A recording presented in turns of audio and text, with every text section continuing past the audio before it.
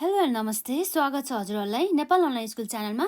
आज हामी BBS first इयरको प्रिन्सिपल अफ द म्यानेजमेन्ट पढ्न जाँदैछौँ है त, जसमा हाम्रो रहेको chapter 4 environmental context of the management है त। र आजको लागि यो हाम्रो रहेको छ पार्ट 3 है त। र हामीले यसभन्दा अघिका क्लासेसमा यो बिजनेस इन्भाइरोमेन्टको डेफिनेसनका साथै हामीले यो टाइप्स अफ द बिजनेस इन्भाइरोमेन्टमा चाहिँ इन्टर्नल बिजनेस इन्भाइरोमेन्ट र एक्सटर्नल बिजनेस इन्भाइरोमेन्ट पर्छ भनेर हामीले अलरेडी हेरिसकेका छौँ। र साथै हाम्रो इन्टर्नल इन्भाइरोमेन्टको डेफिनेसन र यसको component of the internal environment पनि हामीले हेरिसकेका छौँ। र आज चाहिँ हामी विशेष गरी छलफल गर्न जाँदैछौँ यो हाम्रो एक्सटर्नल इन्भाइरोमेन्टको डेफिनेसन र साथै यो एक्सटर्नल इन्भाइरोमेन्टको चाहिँ हाम्रो कम्पोनेन्टहरू, यो एक्सटर्नल इन्भाइरोमेन्ट अन्तर्गत चाहिँ के पर्छ भन्ने कुरा चाहिँ हामी यहाँ हेर्न जाँदैछौँ। र अब हामीलाई के थाहा हुनुपर्छ भन्दा यो जुन एक्सटर्नल बिजनेस इन्भाइरोमेन्ट रहेको छ, जुन चाहिँ यो हाम्रो बिजनेस भन्दा चाहिँ बाहिर रहेर चाहिँ यसले चाहिँ बिजनेसलाई चाहिँ प्रत्यक्ष अथवा अप्रत्यक्ष रूपमा चाहिँ यसले चाहिँ प्रभाव पार्ने गर्दछ।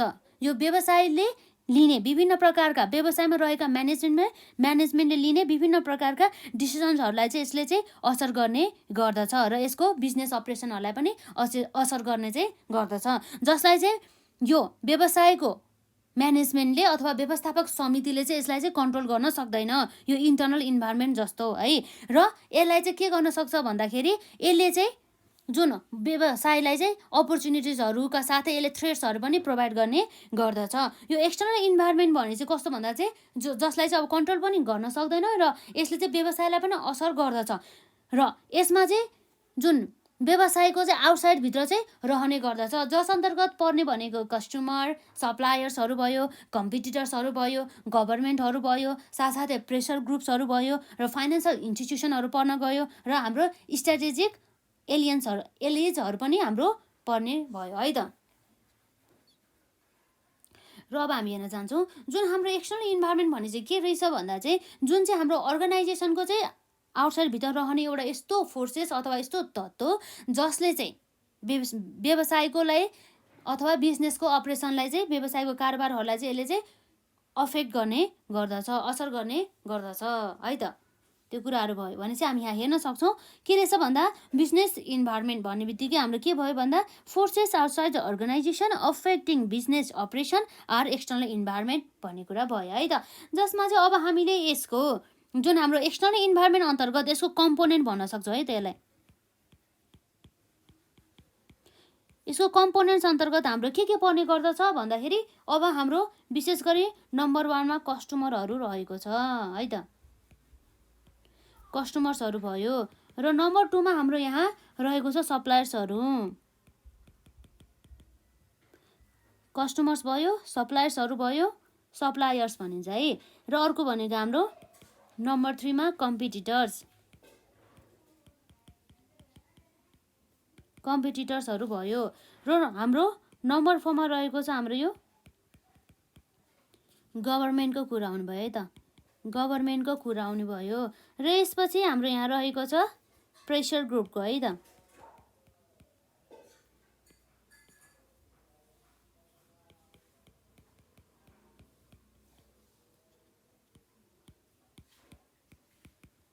प्रेसर ग्रुप्स भयो है त। र यसपछि अब हाम्रो नम्बर 6 मा चाहिँ हाम्रो यहाँ फाइनेन्सियल इन्स्टिट्युसनको कुरा आउने भयो।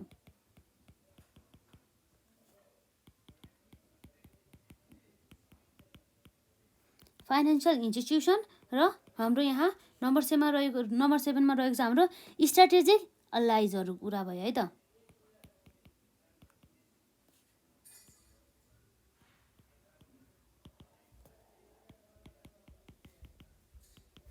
र अब हामी हेर्न सक्छौँ यसरी चाहिँ हाम्रो 7वटा चाहिँ कम्पोनेन्टहरू रहेको छ एक्सटर्नल इन्भाइरोमेन्ट है, जसले चाहिँ व्यवसायको चाहिँ अपरेसनदेखि लिएर उसको चाहिँ डिसिजन मेकिङमा धरि यसले चाहिँ के गर्छ भन्दा चाहिँ प्रभाव पार्ने गर्दछ। सुरुमा हाम्रो रहेको छ कस्टमर।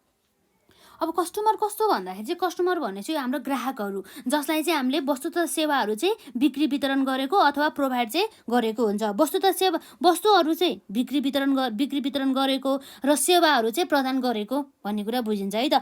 हो, उनीहरूलाई चाहिँ यसरी हामीले वस्तु तथा सेवाहरू प्रदान गरेको हुन्छ हो, त्यसलाई चाहिँ हामी के भन्छौँ भन्दा कस्टमर अथवा ग्राहकहरू भन्छौँ है। जसले गर्दाखेरि पनि यो ग्राहकहरूको कारणले गर्दाखेरि पनि हाम्रो बिजनेस व्यवसायलाई चाहिँ यसले के गर्छ भन्दा प्रत्यक्ष रूपमा अथवा अप्रत्यक्ष रूपमा चाहिँ यसले प्रभाव गर्ने गर्दछ, चाहे सकारात्मक रूपमा होस् चाहे नकारात्मक रूपमा होस् भन्ने कुरा भयो है त। यसरी हाम्रो एक्सटर्नल इन्भाइरोमेन्ट अन्तर्गत यो कस्टमरहरू चाहिँ हुने गर्दछ।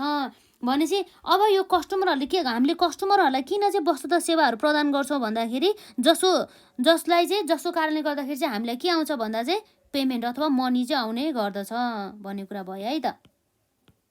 सामान्यमा बुझ्नुपर्दा त्यही हो है। कस्टमर भने चाहिँ कस्तो भन्दाखेरि चाहिँ हामीले वस्तु तथा सेवाहरू बिक्री वितरण गरिएको व्यक्ति, जसलाई हामी ग्राहक पनि भन्छौँ है। र यसै गरी ठ्याक्कै यसको अपोजिटमा रहेको छ सप्लायर्सको कुरा आउनुभयो। सप्लायर्स भनेको को हो त भन्दा सप्लायर्सहरू भनेको जसले चाहिँ वस्तु तथा सेवाहरू चाहिँ हामीलाई चाहिँ यो बिजनेसलाई चाहिँ के गरेको हुन्छ भन्दाखेरि सोल्ड गरेको हुन्छ, बेचिएको हुन्छ। जस्तै हामीले र मेटेरियलहरू किनेर ल्याउनु पर्ने भयो, साथसाथै प्लान्ट एन्ड मेसिनरीहरू, इक्विपमेन्ट्सहरू, टुल्सहरू किनेर ल्याउनु पर्ने भयो त्यो सप्लायर्सहरूबाट हो। त्यसलाई चाहिँ हामी के भन्छौँ भन्दाखेरि जुन हाम्रो सप्लायर्सहरू भयो, जसले चाहिँ वस्तु तथा सेवाहरू चाहिँ के गर्ने गर्दछ भन्दा चाहिँ हामीलाई चाहिँ बिक्री वितरण गर्ने गर्दछ। जस्तै हामीले र मेटेरियलहरू किन्ने भयो है, र प्लान्टहरू मेसिनरीहरू भयो, अरू टुल्सहरू भयो, फर्निचरहरू भयो, यी कुराहरू चाहिँ पर्ने गर्दछ। र यसपछि अर्को हाम्रो रहेको छ कम्पिटिटर्सको कुरा आउनुभयो। कम्पिटिटर्स भन्ने बित्तिकै हामीलाई थाहा छ प्रतिस्पर्धीहरू भनेर बुझिन्छ है त। प्रतिस्पर्धी भनेपछि अब हामीले जस्तै यो व्यवसाय हुन्छ नि, हामीले एउटा व्यवसाय सञ्चालन गर्दैछौँ, त्यो व्यवसाय सञ्चालन गर्दाखेरि हामीले जुन वस्तु उत्पादन गरेर बिक्री गर्छौँ, जुन नेचरको वस्तु तथा सेवाहरूमा चाहिँ इन्भल्भ भएको छ, जुन मार्केटलाई यसले टार्गेट गरिएको छ हो, त्यही प्रकारको नै सेम नेचरको कुनै पनि डिफ्रेन्स नभएको गुड्सहरू चाहिँ बेच्ने कम्पिटिटर्सहरू चाहिँ हुने गर्दछ, जसले कारणले गर्दाखेरि चाहिँ व्यवसायलाई चाहिँ असर गर्ने गर्दछ हो। यो कम्पिटिटर्सहरू पनि हाम्रो बाह्य वातावरण अर्थात् हाम्रो एक्सटर्नल बिजनेस इन्भाइरोमेन्ट अन्तर्गत चाहिँ पर्ने गर्दछ। र अर्को भनेको हाम्रो गभर्मेन्ट, जुन कुरा हामीलाई थाहा छ सरकार भनिन्छ। जस्तै नेपालको हकमा के आउनुभयो त भन्दा नेपाल गभर्मेन्ट अथवा नेपाल सरकार भनिन्छ है त। र उनीहरूले लिएको विभिन्न प्रकारको डिसिजन्सहरूदेखि लिएर उनीहरूले बनाएको प्लान्स एन्ड पोलिसिजहरू, नियमहरूको कारणले गर्दाखेरि पनि व्यवसायलाई चाहिँ प्रत्यक्ष अथवा अप्रत्यक्ष रूपमा चाहिँ के गर्छ भन्दा प्रभाव गर्ने गर्दछ। त्यसै कारणले गर्दाखेरि यो गभर्मेन्ट पनि हाम्रो एक्सटर्नल इन्भाइरोमेन्ट अन्तर्गत चाहिँ पर्ने गर्दछ है त। र यसपछि अर्को भनेको यो प्रेसर ग्रुपहरू। यो प्रेसर ग्रुप भने चाहिँ कस्तो हो भन्दा चाहिँ जस्तै एउटा एकदमै स्पेसल इन्ट्रेस्ट ग्रुपहरू चाहिँ पर्ने गर्दछ, जसले चाहिँ अब व्यवसायलाई चाहिँ कस्तो भन्दाखेरि चाहिँ विभिन्न प्रकारका चाहिँ अब भनौँ न विभिन्न प्रकारका केहरू भन्दाखेरि प्रब्लमहरूदेखि लिएर डिफिकल्टिजहरू चाहिँ यो बिजनेस एक्टिभिटिज गर्ने बेला चाहिँ ल्याउने गर्दछ भन्ने कुरा चाहिँ भयो है त। जसको कारणले गर्दा यसरी व्यवसायलाई चाहिँ असर पर्ने भयो। यो प्रेसर ग्रुपहरू पनि हाम्रो केमा पर्छ भन्दाखेरि चाहिँ जस्तै अब भनौँ न एक्सटर्नल इन्भाइरोमेन्टहरू अन्तर्गत पर्ने गर्दछ। जस्तै यो प्रेसर ग्रुपहरू अन्तर्गत हाम्रो जस्तै लेबर युनियनहरू भयो, जुन चाहिँ हाम्रो पोलिटिकल पार्टिजहरूसँग अथवा कन्ज्युमर्स एसोसिएसनहरूसँग अथवा ह्युमन राइट्सहरूसँग चाहिँ एफिलिएटेड भएको हुन्छ है त।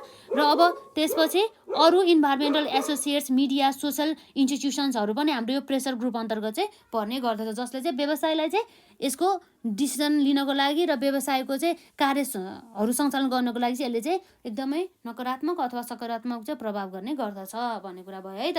र यसपछि अर्को रहेको छ हाम्रो फाइनेन्सियल इन्स्टिट्युसन। फाइनेन्सियल इन्स्टिट्युसनभित्र हाम्रो पर्ने भनेको मेन गरी जस्तै कमर्सियल ब्याङ्कहरू भयो, डेभलपमेन्ट ब्याङ्कहरू भयो, फाइनेन्स कम्पनीजहरू भयो, इन्सुरेन्स कम्पनीजहरू भयो हो। यस्तो जुन ब्याङ्क तथा भनौँ न ब्याङ्क तथा वित्तीय संस्थाहरू भनिन्छ कि जसलाई हो, यो वित्तीय संस्थाहरूले पनि हाम्रो यो व्यवसायलाई चाहिँ प्रत्यक्ष अथवा अप्रत्यक्ष रूपमा सकारात्मक र नकारात्मक रूपमा चाहिँ यसले चाहिँ प्रभाव गर्ने गर्दछ यसको कार्यहरू सञ्चालन गर्नको लागि, साथसाथै यसको विभिन्न प्रकारका चाहिँ निर्णयहरू लिनको लागि भन्ने कुरा चाहिँ रह्यो है त।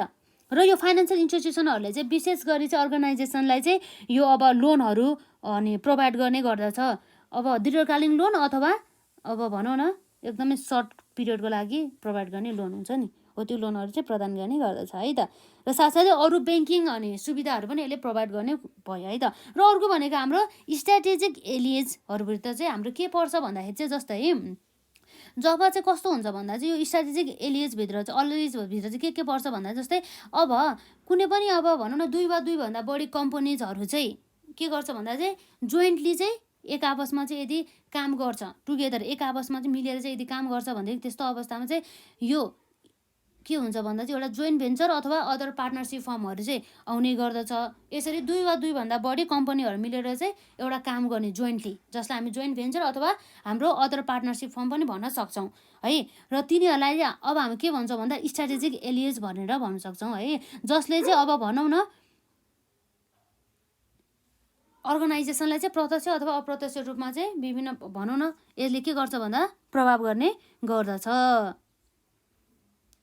जस्तै अब यसरी 2 वा 2 भन्दा बढी कम्पनीहरू चाहिँ एक आपसमा मिलेर काम गर्दाखेरि के हुन जान्छ भन्दा चाहिँ अब तिनीहरूको आइडियाजहरू चाहिँ र नलेजहरू चाहिँ धेरै कलेक्ट हुन्छ र उनीहरूले चाहिँ एउटा एज अ एक्सपर्टको रूपमा चाहिँ काम गर्न सक्छ र इफेक्टिभ रूपमा चाहिँ धेरै नै आउटपुट ल्याउन सक्छौँ। एउटा कम्पनीले आफू एक्लैले काम गरेर एउटा भनौँ न एउटा उनीहरूले रिजल्ट हासिल गर्नुभन्दा पनि 2 वा 2 भन्दा बढी कम्पनीहरू मिलेर चाहिँ धेरै नलेजहरू, स्किल्सहरू र आइडियाहरू जेनेरेट भएको आइडियालाई युज गरेर चाहिँ यदि उनीहरूले भनौँ न धेरै नै आउटपुट हासिल गर्छ भनेदेखि त्यस्तो अवस्थामा चाहिँ हाम्रो यो व्यवसायलाई चाहिँ के हुन्छ भन्दाखेरि प्रत्यक्ष अथवा अप्रत्यक्ष रूपमा चाहिँ प्रभाव गर्ने गर्दछ। त्यो कुराहरू भयो है त।